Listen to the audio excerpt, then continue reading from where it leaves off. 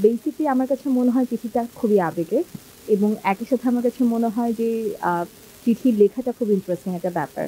তো আমি যে চিঠিটা লিখি, ওই চিঠিটা আসলে সিলেটের নাগরী লিপিতে লেখা। অর্থাৎ সিলেটিদের যে নিজস্ব অক্ষর জ্ঞান আছে কিংবা অক্ষর আছে, এই জিনিসটা আসলে সিলেটিরাও অনেকে জানে না।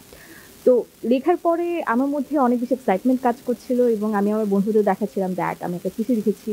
চিঠিটা দেখতে এরকম আ আ নাগরী লিপিতে লেখা।" তো অনেকেই ১ম দেখাতে মনে করছিল যে এটা হয়তো হিন্দিতে লেখা।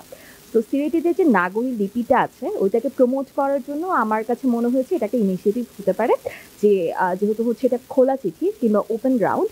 সো এখানে হচ্ছে গিয়ে এই চিঠিটা অনেকেই দেখবে, অনেকেই পড়বে এবং আমার শহরের যে ভাষা কিংবা আমার নিজেদের যে ভাষাটা, সেই ভাষাটা হচ্ছে গিয়ে তুলে আসবে এবং এবারের বইমেলাতেও হচ্ছে গিয়ে নাগরী লিপিতে লেখা বইগুলো এসেছে।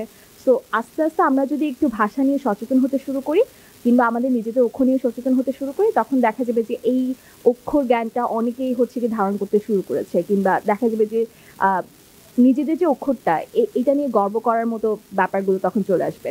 সো আমার কাছে মনে হয়েছে যে NSC TV and radio studio হচ্ছে গিয়ে এমন একটা প্ল্যাটফর্ম যেখানে আমি আমার এই সিলেটের নাগরী লিপিকে প্রমোট করতে পারবো এবং আমার কাছে মনে হচ্ছে চিঠি লেখাটা খুব অনেক বেশি ইন্টারেস্টিং একটা কাজ।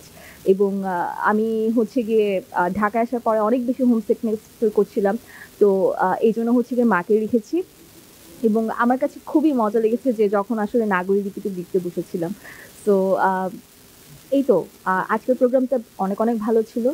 ডক্টর জাফর ইকবাল স্যারের সাথে প্রিভিয়াসলিও দেখা হয়েছে, আজকেও দেখা হয়ে গেল এবং নিজের শহরের মানুষকে দেখতে আমার বরাবরই ভালো লাগে এবং আমার আ যখনই ঢাকায় কোনো মানুষকে দেখি নিজের শহরে, তখন আমার আ মানে নিজের শহরের কথা মনে পড়ে যায়। তো আজকের অনুষ্ঠানটা অনেক বেশি ভালো ছিল এবং ধন্যবাদ।